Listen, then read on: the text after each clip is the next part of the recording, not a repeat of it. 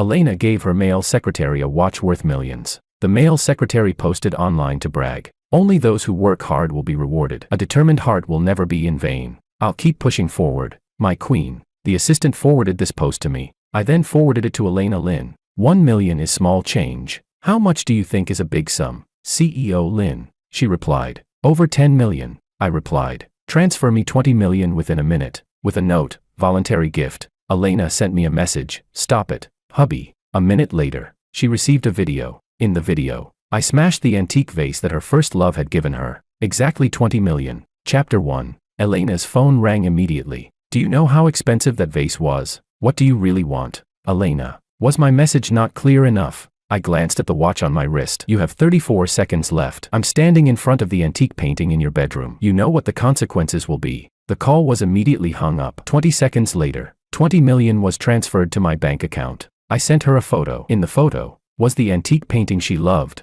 now torn into a pile of pieces. The vase was a warning. The painting is the punishment. Elena, you're already married. This time, Elena didn't call back. Not even a message. I knew she must be furious, but I didn't care. Marriage among the rich always comes with interests. If there's love, it's the luck of both parties. But if there's not, that's also normal. The relationship between Elena and me had mixed feelings. We didn't dislike each other when we first met, but we couldn't say we liked each other either. This set the tone for our marriage. There was no emotional foundation between us at the start. After a grand wedding, we slept in separate rooms on our wedding night, even saying goodnight to each other before bed. It wasn't until almost half a year after the marriage that we finally came together. And even then, our faces were hidden by alcohol. The Lin family is an old aristocratic family, highly cultured, and follows many rules. This is why Elena Lin developed such an aloof yet warm personality. My family, on the other hand, came from humble beginnings. My father made his fortune with his fists, bricks, and machetes.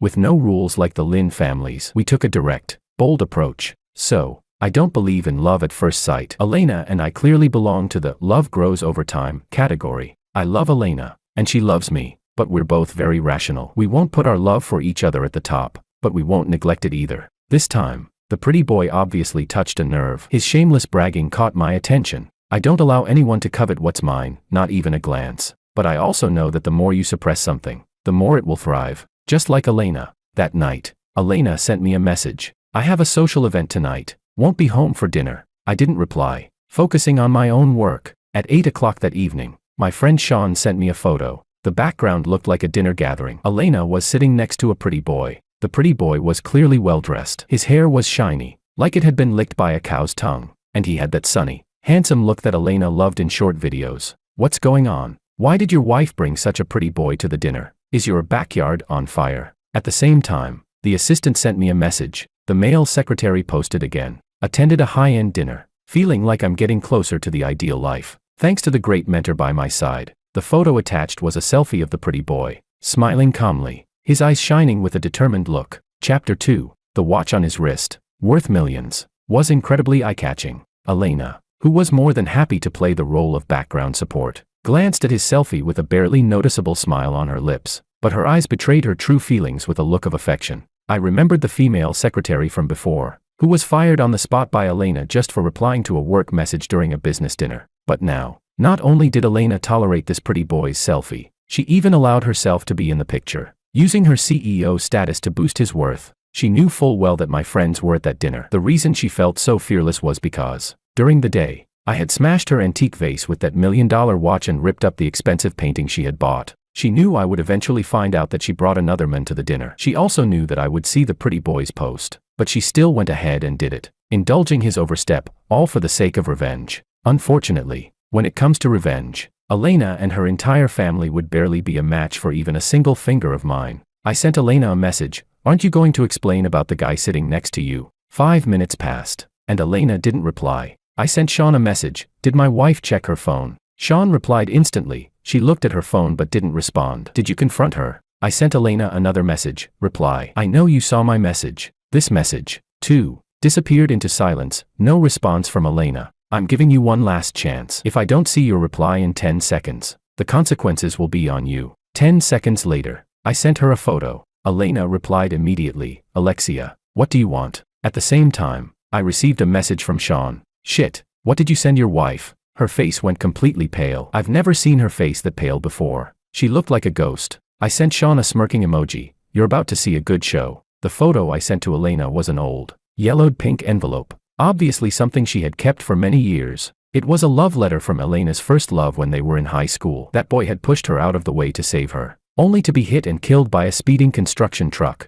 This letter was the last thing that boy left behind for her, and she treasured it more than her own life. I suddenly realized that this new secretary vaguely resembled her first love. It seemed that CEO Lin had taken up a little bit of substitute literature, treating this new secretary as a stand-in for her first love. Seeing that I hadn't replied, Elena sent another message. Don't touch it. Her message came with a sense of urgency and fear, the lack of punctuation showing just how nervous she was about that love letter. Elena, call me. This time, she obeyed, and the call came through immediately. Her voice was low. Stop it. Hubby, can we talk when I get home? Put it on speaker. What do you want? I said put it on speaker. Reluctantly, she complied. I'm sorry to interrupt, but I heard that CEO Lin brought a new colleague to the dinner today, so I wanted to call and confirm. Elena's voice was filled with tension. Hubby, it's not what you think. We're just a regular boss-employee relationship. Please don't misunderstand. Really? What kind of CEO gives $1 million watch to their secretary? Elena, I don't care what kind of relationship you two have,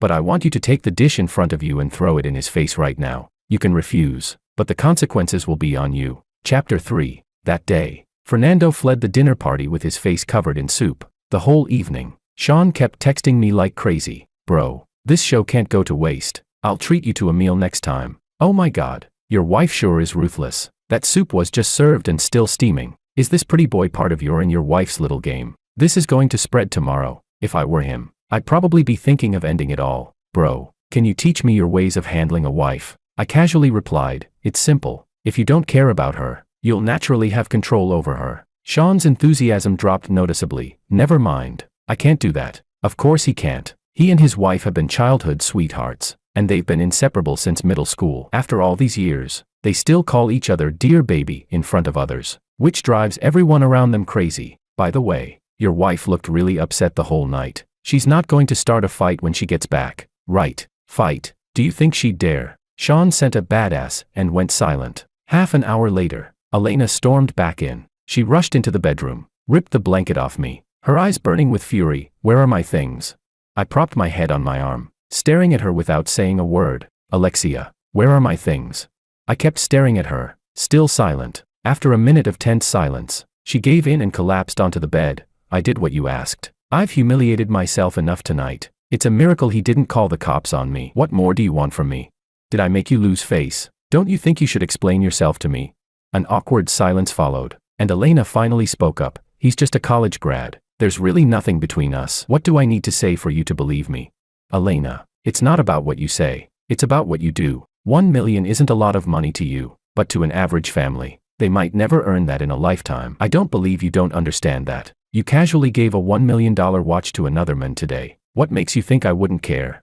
I just saw him beating himself up for messing up at work, so I comforted him by giving him the watch. I have no feelings for him. Really? You casually gave away money that could be a lifetime's earnings for an ordinary family. Do you know what kind of thoughts that could trigger in him? Do you really not see the impact of that 1 million on a man just starting out in life? If not for your indulgence, would he have posted that message? Didn't he know I'd see it? You took him to the dinner and had him replace me. What would others think? What do you want me to think? Did you consider any of this? He took a selfie at the dinner and you didn't stop him. You even willingly became his background. Did you think about how I'd feel about losing face at the dinner? When your previous secretary made a mistake, you fired them immediately. Why didn't you fire him? It's your indulgence that gave him the courage to provoke me. It's your favoritism that made him think he had a chance. Step by step, I revealed the ugly truth in her heart. I looked at the secretary's resume. He has no qualifications to be your secretary. The reason you made him your secretary is because he looks like your first love, the one who saved your life. Elena, you're nostalgic. You're trying to find your emotional anchor in a substitute. You want to relive the time you spent with your late first love, don't you? Elena fell silent. Her whole demeanor seemed to deflate. Elena, look at me. She looked up, meeting my gaze. Our eyes locked. I cupped her face, pressing a heavy kiss on her lips. I love you. Now tell me, do you love me? Her voice choked. I do. I took out the yellowed envelope from the drawer. I didn't have a chance to be part of your past, but I don't want to miss your future. I gently placed the envelope in her hand. I love you, so I won't touch your most cherished past, but please, don't make me hate you, okay?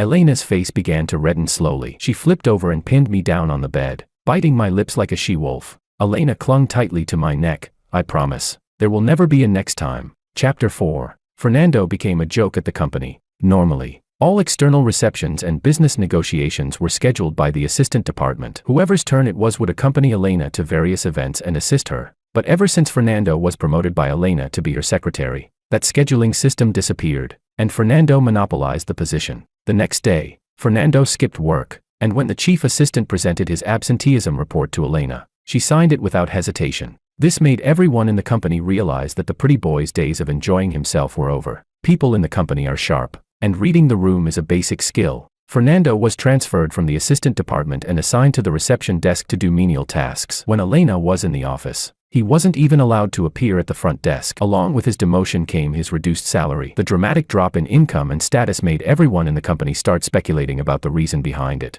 Business banquets were always attended by my legitimate husband, but now this new secretary was replacing my husband to accompany Elena to the banquets. Rumors had already spread like wildfire. Everyone knew that my husband was vengeful, but no one expected me to go this far, not even leaving a shred of dignity for the pretty boy. I had forced the CEO to pour a bowl of soup on his head in front of everyone. Before this incident, there were even speculations in the company that the pretty boy might become the next CEO's pillow partner. But once this event happened, all those rumors disappeared like smoke. Now, the only voice in the company was that anyone who coveted the position of the boss's pillow partner would have a miserable end. Fernando became the laughingstock of the entire company. Some employees even discussed that bowl of soup he got poured over his head right in front of him. I've always been one to hold a grudge. Since you covet something that belongs to me, you'll have to bear the consequences of that desire. So, under my instruction, the chief assistant submitted Fernando's termination request to the HR department. The HR manager didn't dare say a word, immediately signing the document and quickly issuing the termination report,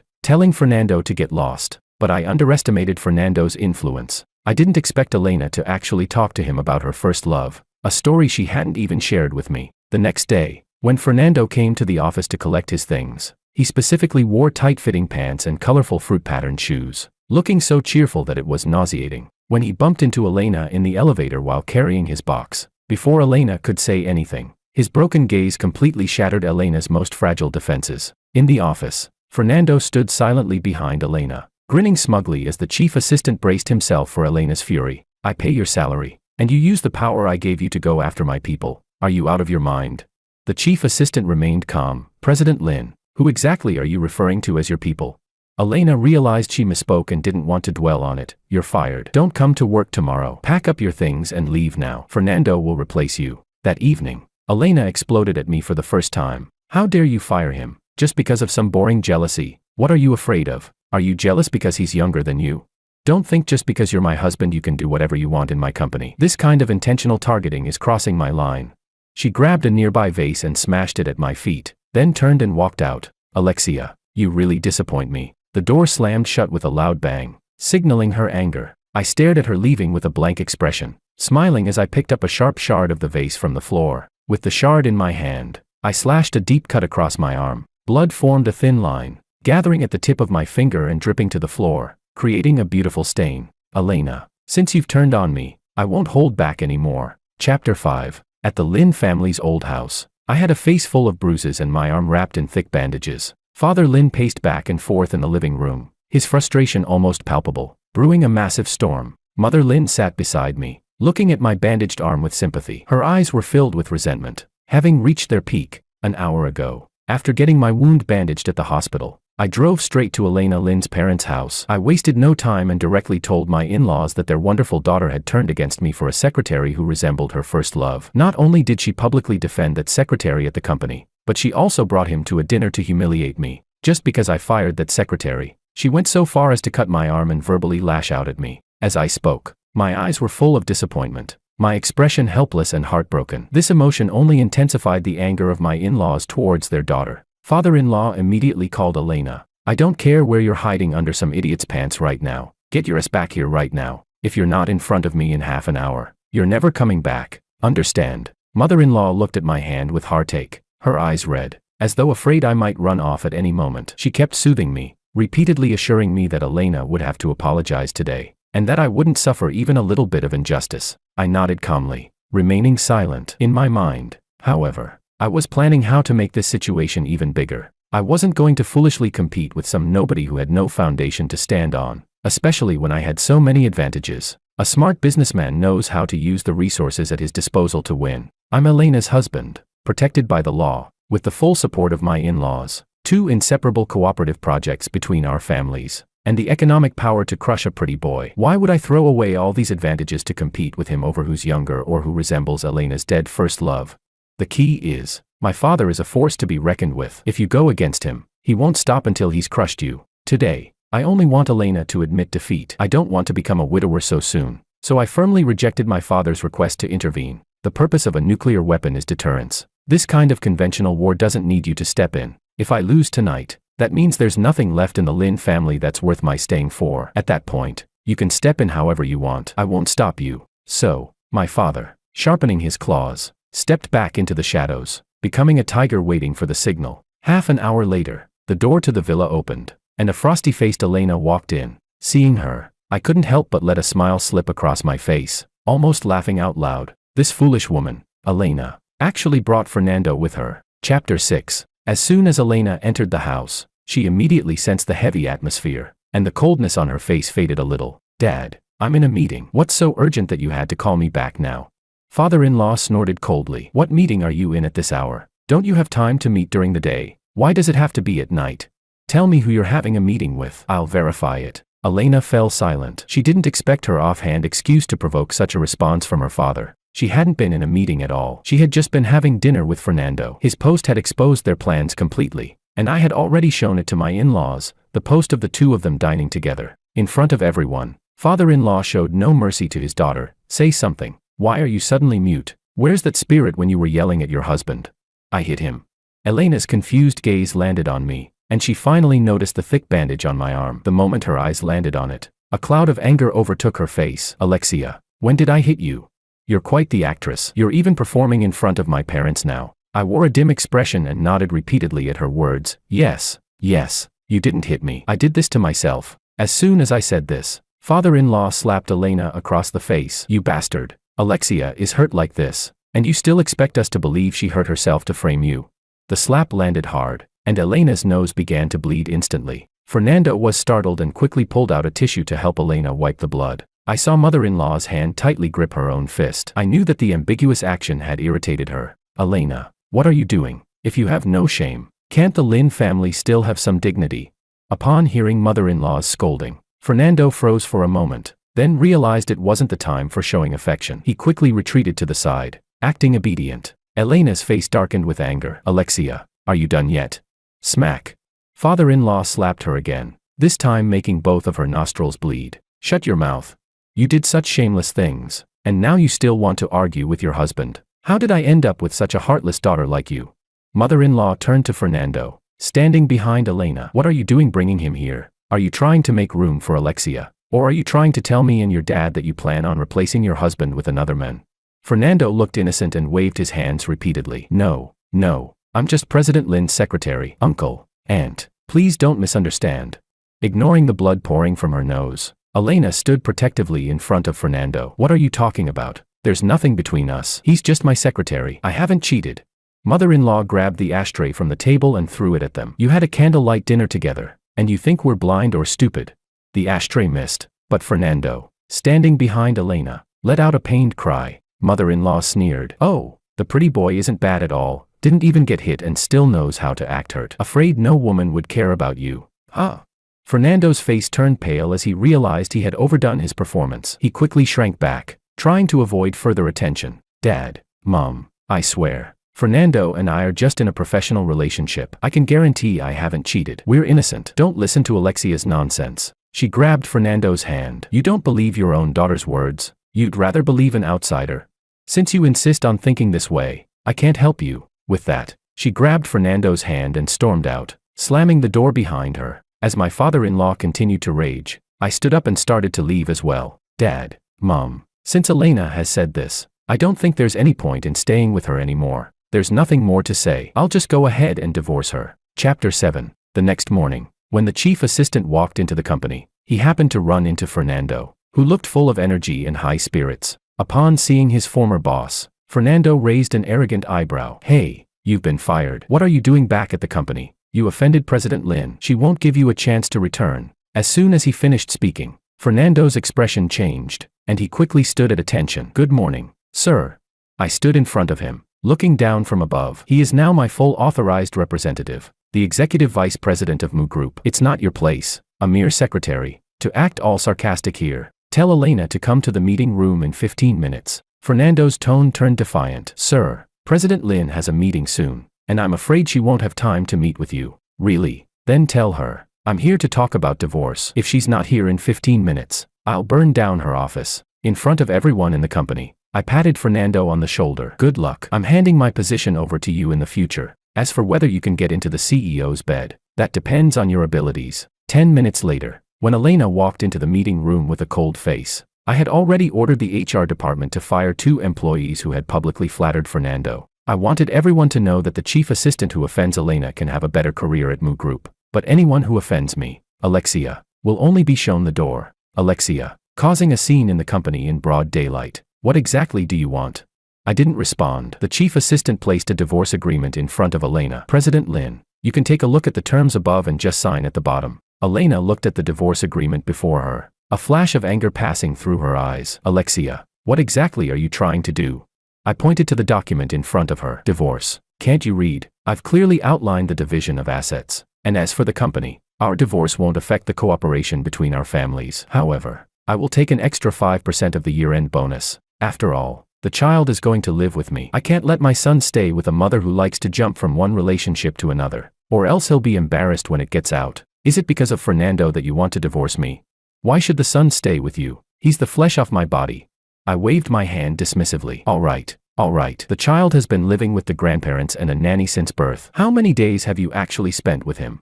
Elena, I already told you clearly last time. That was the first and last time. Since you care so much about your pretty boy, I'll make it easy for you. Smack. Elena slammed her hand on the table. Alexia, I've told you many times already. I haven't cheated. What do I have to do for you to believe me? I nodded. I believe you. I know you haven't done anything to wrong me, at least not yet. Then why do you still want a divorce? I looked directly into her eyes. Because I think you're dirty. You use a $1 million watch to flatter your secretary. You let him replace me at the banquet. You have a candlelight dinner with him. And you even bring him to the family home. Every post he makes. You see, everyone's been reminding me. And recently more than one person has told me you're getting too close to him. Yet you ignore it. Elena, I'm not an idiot. Isn't what you're doing subtly telling me to make room for him? If I were going out with another woman, brought her home, had dinner with her at a romantic restaurant, and then took her to meet my parents, while telling you that there was nothing between us and we were just friends, what would you think? I pointed at the divorce agreement in front of her. Just sign it. I need to take the child to the hospital this afternoon. I don't have time to waste with you here. Elena froze, her gaze fixed on me. What's wrong with our son? What? You don't know. It took Elena a moment to remember that I had called her the other day to say our son had a fever, but she had been too busy to respond, and she had forgotten about it afterward. You don't need to worry about him anymore, I said coldly. Elena's face flashed with confusion. What are you talking about? My son. I said it. If we divorce, the child stays with me. I interrupted her. This is my son from the Mu family. You'd better stay out of it. He has nothing to do with you. He's my son. And since you don't care about him, there's no reason for him to recognize you as his mother. Alexia, what exactly do you mean? I gave her a sideways glance. The literal meaning. Elena, my son doesn't need a fickle mother, nor does he need a mother who's always flirting with her secretary. You haven't cheated yet, but you've accepted his provocations, his feelings for you, and all his little actions behind the scenes. Today, you're able to keep your boundaries, but who knows what'll happen in the future. I'm not willing to take that gamble. Elena, I don't dare to take that risk, and I don't want to. Instead of pulling out weeds when the vegetables are almost ripe, it's better to nip the problem in the bud. This child, I will raise alone. He will only be my son, and he has nothing to do with you. If you want a child, go have one with someone else. You're not menopausal yet. I've told you already. You're dirty. I don't want you anymore. Elena, let's divorce. Chapter 8. In the end, Elena still didn't sign the divorce agreement. As I walked out of the company's door, Fernando chased after me. Sir, please wait. He stood in front of me, neither servile nor overbearing. Can we talk for a moment?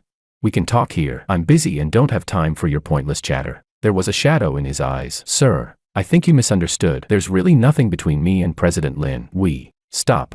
I interrupted him directly. If you're just going to say this useless nonsense, I don't want to hear it. Fernando, Everyone has their own intentions, but yours are all glaringly obvious. It's repulsive. You wear that damn watch every day, no matter what clothes you wear. Using it as an accessory, you just want to constantly remind the people around you that in Elena's eyes, you're special, better than everyone else. Your posts about your daily work with her are a way of showing off how close you are to her, and that you enjoy privileges others don't have. You know perfectly well that there are occasions where your presence isn't appropriate, but you still stubbornly stay. That's because you're testing how far her feelings for you have gone. If you didn't have these thoughts, you wouldn't be chatting so openly in the office break room with your so-called friends, talking about how to conquer a female boss. Fernando's face changed. How do you know all this?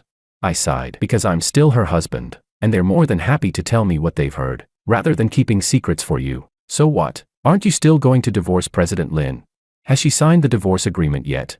There was a flash of determination in Fernando's eyes. So what? She'll sign it sooner or later. Do you really think if I divorce her, you'll just take over? What can you do for her? Do you have the wealth to make a strong partnership with her? Do you have the connections to help her expand the market? Do you have a powerful background that can help her network?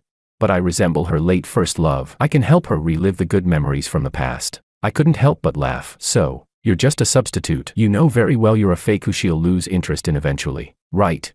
If Elena can protect you, then let her protect you. I'm no saint. Not only do I hold grudges, but I also don't wait 10 years for revenge. Usually, I don't leave much time between payback. He looked at me warily. What do you want? If you dare to lay a hand on me, President Lin won't let you off. Don't worry, I'm just going to spread the word about your little secret. I'll make sure you're thoroughly disgraced in this industry. I'm sure your President Lin will feel the pressure soon and move you out of the assistant department, assigning you some idle role to keep you around. Or even worse, fire you without hesitation. After all, you said it yourself, you're just a fake. If you were really her first love, I might not stand a chance, but you're just a substitute for her to relive the past. How much do you think the weight of a counterfeit holds in her heart?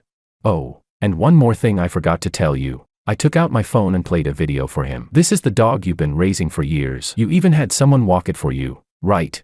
My driver accidentally hit it and killed it just now. You'll probably get the compensation for your dog from my driver soon. I'm sorry, but please accept my condolences. With that, I turned and left, leaving Fernando standing at the company door, alone, mourning his dog. Chapter 9. I never expected Sean to make such a big move. He actually dug up Fernando's scandals from high school. Back then, he was forced to drop out because he raped a female teacher. After being released, he started working as a beer runner in nightclubs. In the nightlife scene, he ran into a female university president, and by becoming her secret lover, he managed to obtain a university diploma. When his contract with the university president ended, he got entangled with the director of a talent market. This conveniently earned him a chance for an internal job interview, and with a face that resembled Elena's first love, he successfully got into the company, becoming Elena's secretary. With such a colorful resume, how could Sean possibly pass up the chance to vent on behalf of his buddy?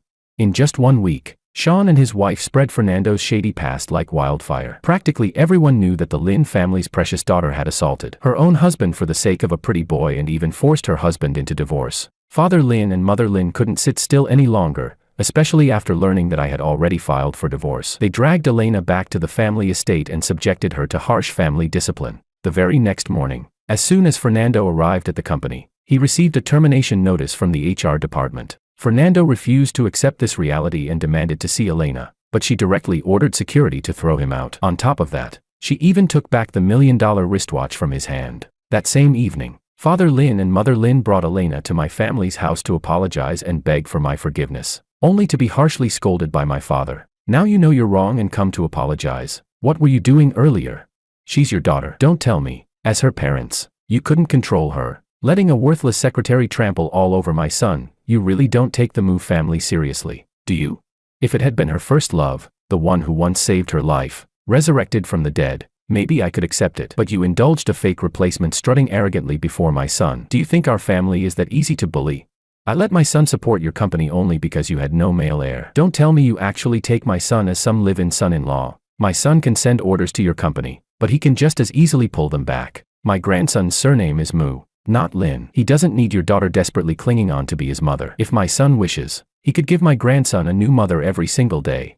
Father Lin and Mother Lin turned red as their secret calculations were exposed, but for the sake of their grandson and their company, they could only humble themselves and plead with me to forgive Elena one last time, to give the Lin family another chance. Unfortunately, when I gave her face before, she didn't want it. Now, I had no intention of giving her another chance. Elena pestered me for months, but when she saw I was determined, she finally agreed to the divorce and obediently signed the papers. On the day we went to the Civil Affairs Bureau to collect the divorce certificate, Sean told me about Fernando's latest situation. He had latched onto another rich woman in a different city, but this woman wasn't discreet enough. Her husband found out, and Fernando got both his legs broken by the furious husband. After that, Fernando completely disappeared. You see, a proper ex should be as good as dead. Chapter 10. In the blink of an eye, half a year had passed, and my son could already stand and walk, although he started speaking quite late. The words Dad, Grandpa, and Grandma were crystal clear. When Elena's parents heard their grandson clumsily say maternal grandma and maternal grandpa,